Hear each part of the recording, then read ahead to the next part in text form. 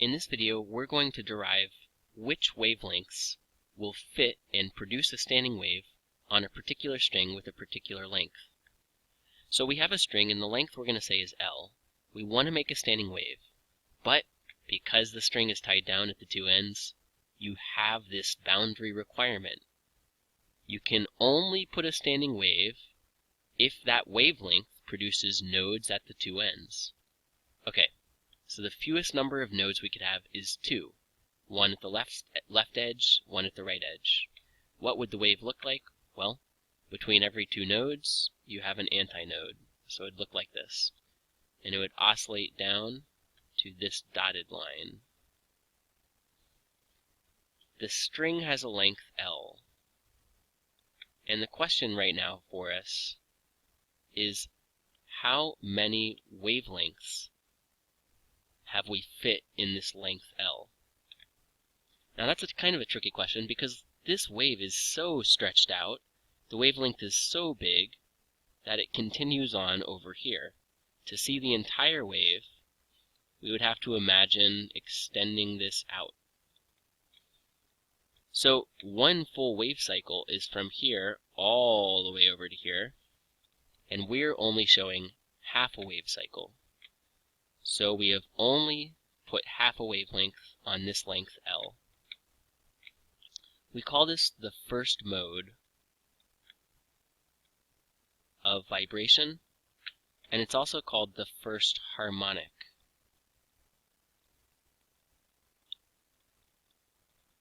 Now let's write this equation down again. L equals lambda over 2, but I'm going to put lambda 1 because it's the first harmonic. We'll see what that means in a bit. If I isolate lambda 1, right, I multiply both sides by 2, and I get lambda 1 equals 2L. Now wave speed is frequency times lambda. So frequency 1 is just the wave speed over lambda 1. If I want the first frequency that I could put onto the wave, onto the string, then I just plug in the first wavelength. Okay, so if I plug that value in, then I get frequency 1. The first frequency is the wave speed, whatever it is, for the string. There's some fixed speed for the string, divided by lambda 1, which we see is 2L. Alright, we're going to come back to that. The next fewest number of nodes is 3. We had 2 above, the next fewest is 3. So what will that wave look like? Try to draw it. Remember that between every 2 nodes is an antinode. We alternate crests and troughs. So this will look like this. And it'll oscillate between that position and this position.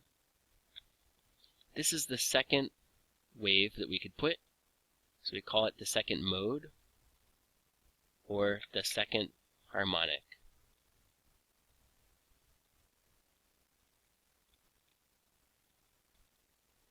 Now, how many wavelengths have we fit onto this string?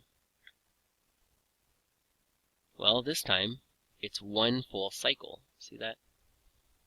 So this length L is also the exact same as the wavelength. They're equal.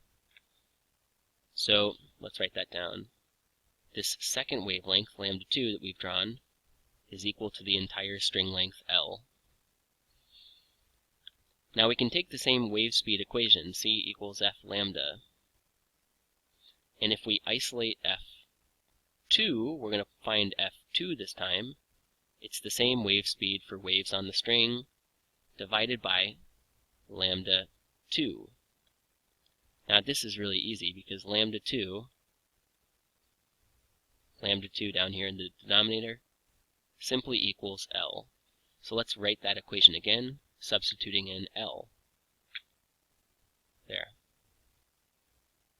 Okay. On to the next one. The next fewest number of nodes we could put onto the standing wave is 4.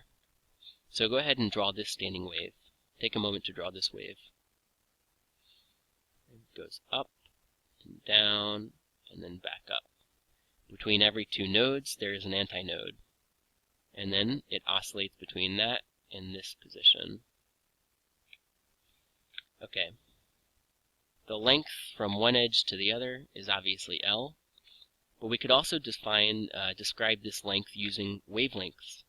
How many wavelengths is this for the wave that I've drawn? Take a moment and figure that out.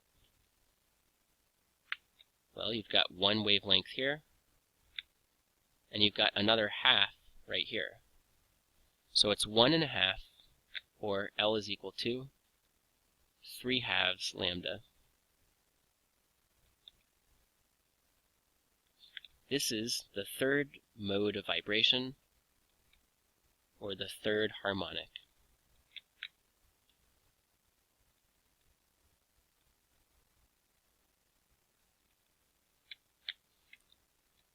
So let's start again and write this equation. L equals 3 lambda over 2, and this time the subscript I give to L is to lambda is lambda 3. If I isolate lambda 3, right, how do I do this? Well, I have to get rid of the 2, so what do I do to get rid of the 2? I multiply. Then I have to get rid of the 3, so what do I do to get rid of the 3? I divide. And I'll have 2 in the numerator because I multiplied, and I'll have 3 in the denominator because I divided. We come again to the wave speed equation. If we isolate frequency, the third frequency is just c over the third wavelength. And what is that third wavelength? Well, this gets a little tricky.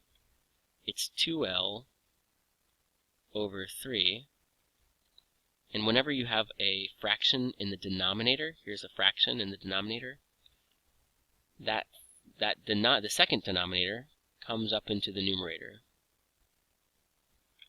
So let me erase the 3 and put the 3 on top.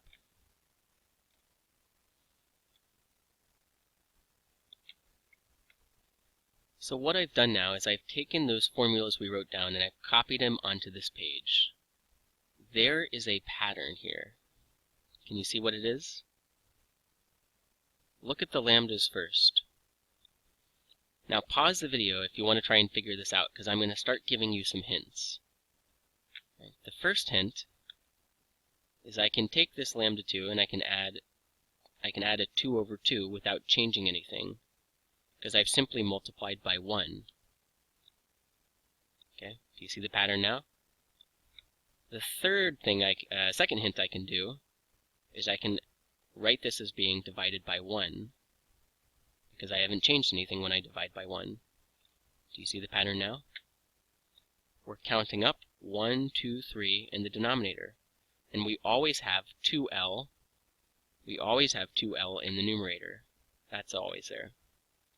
So as we count up 1, 2, 3 as the subscript, we're also counting up in the denominator. Let's say the subscript is not a number, but some letter n, which could represent any number, any integer. Well, what would the formula be? I would have 2L in the numerator, and the denominator matches the subscript. So I would have n right there.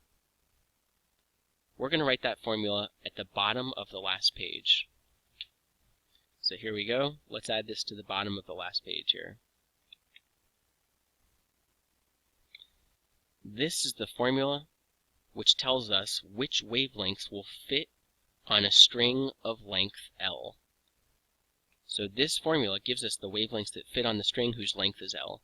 N represents which wavelength we're talking about. Is it the first harmonic, the second harmonic, the third harmonic?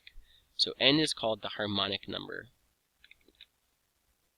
N is the harmonic number.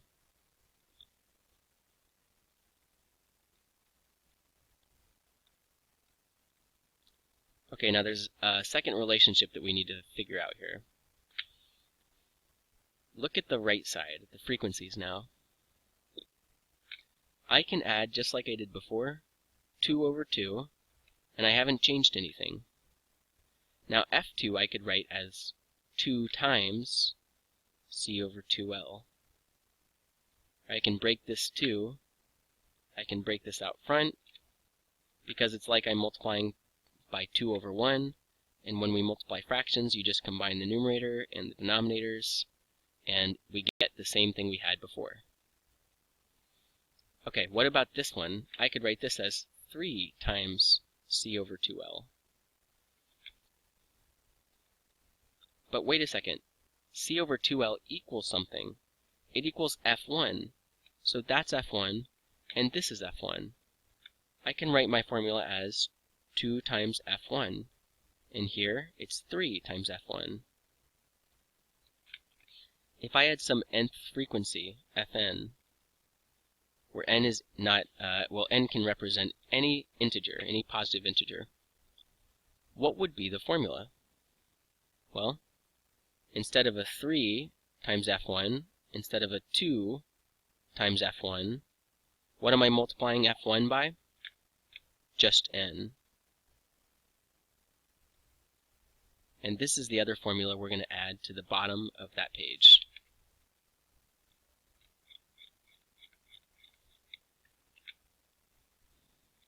Oops. There we go. The last formula worth adding, which is one we already know, is c equals f lambda. That's the form that you'll get it. That's the form it will have when you get it on your equation sheet. But remember that we can add in fn here. So if you find lambda 1, plug in lambda 1 to get frequency 1. If you find lambda 2, plug that into this formula to get frequency 2. Right? N, the subscript n goes together for these two.